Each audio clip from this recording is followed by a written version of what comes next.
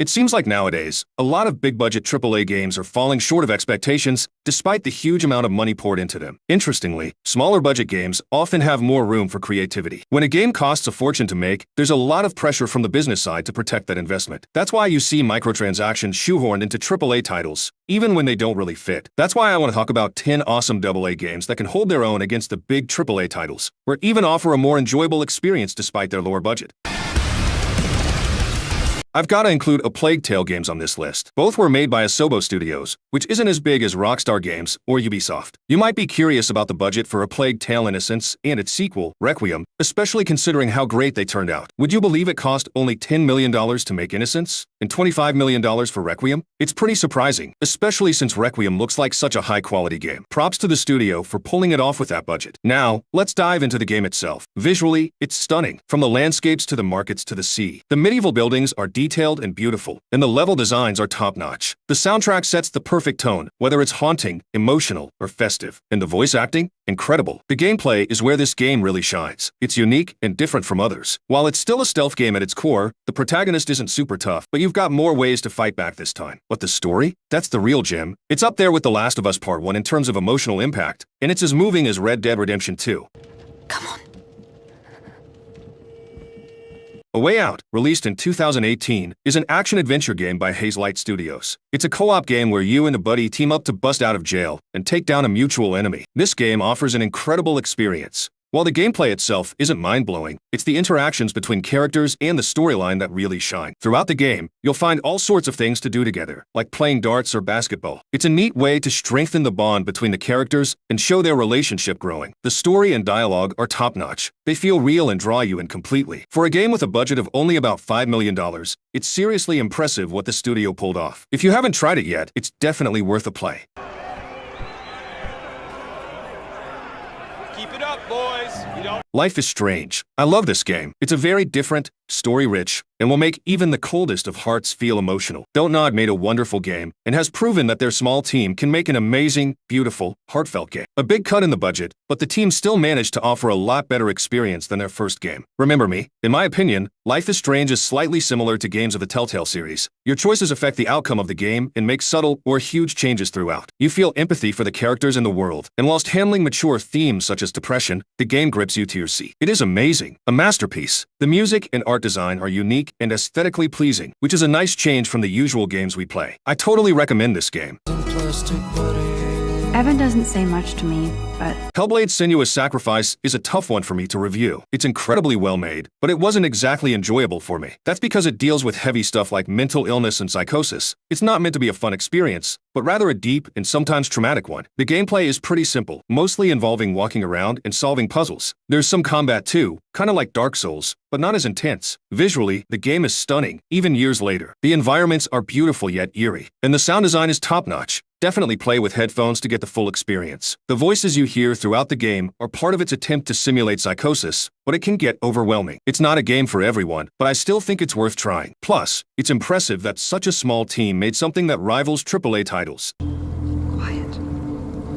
Detroit Become Human is hands down the best choice-based game ever. Seriously, every decision you make affects the story, and get this, it has a whopping 85 possible endings. Talk about endless possibilities. You can play this game over and over and still discover new stuff. It's set in Detroit in 2038, where androids have taken over lots of jobs, causing tension. When these androids gain free will, things get even more intense. You follow 3 main characters, each with their own story. Even small details, like the android greeting you in the menu, show how much heart the developers put into this game. It's super non-linear, which is rare and cool. I totally recommend giving it a go. It's one of the best in its genre, and will keep you hooked for days. And get this, it's made on a budget of only 30 million euros. That's seriously impressive for a game of this quality.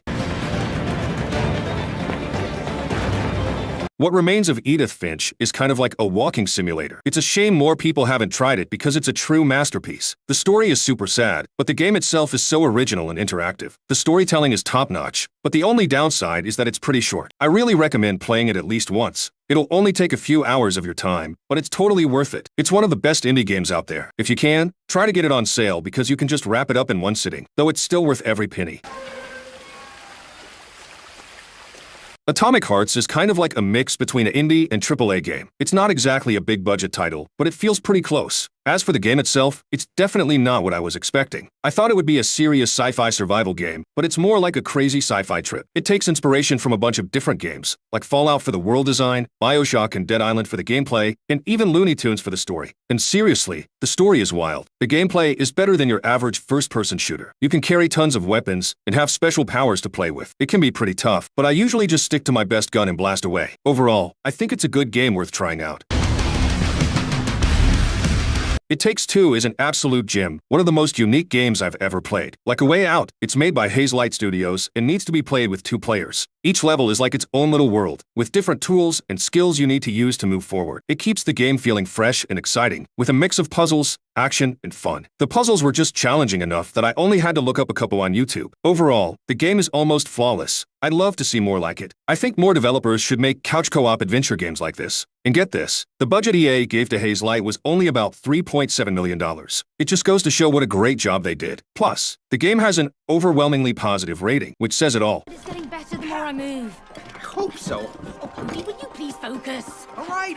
Kingdom Come Deliverance is a game that demands a lot of patience. It's all about realism, so things that are quick in other RPGs take way longer here, in real-life time. But man, the world they've created is so believable. It's tough and unforgiving, and the combat is tricky. Still, I had a blast playing it. There's so much to do, you could sink hundreds of hours into it. But I'll be honest, it's not for everyone. You really need to be patient and willing to learn the game systems. And let's talk about the sound design. It's amazing. You can tell what kind of terrain you're on just by listening to the horse's hooves. Overall, I really like this game and would definitely recommend it. Plus, it had a pretty big budget of around $36.5 million, which shows in the quality.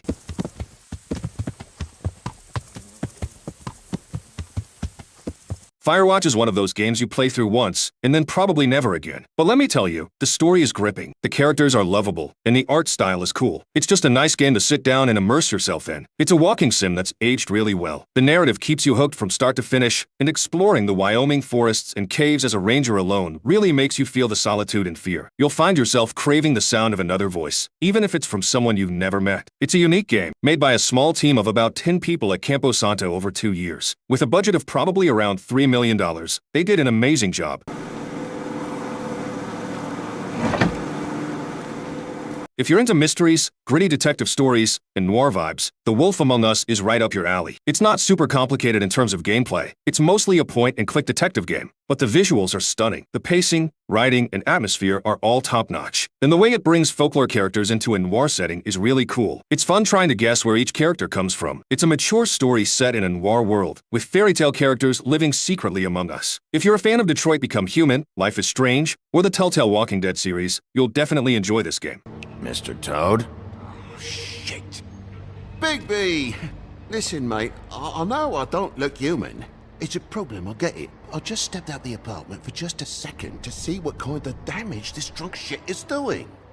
The Quarry is a solid experience, especially if you're into interactive movies or games that blend storytelling with player input. The character models, voice acting, and writing are all great, giving off a vibe like a well-made horror movie set at summer camp. The game's mechanics are a bit different and can be challenging. There are lots of cutscenes you can't skip, but you get to decide how characters act during conversations. Sometimes you can move around and look for clues, but it's not a big part of the story. As the game goes on, you get more involved, which is nice. And if you're not paying attention, some characters might meet a grim fate, which adds to the realism. Overall, if you like this kind of genre, give The Quarry a shot.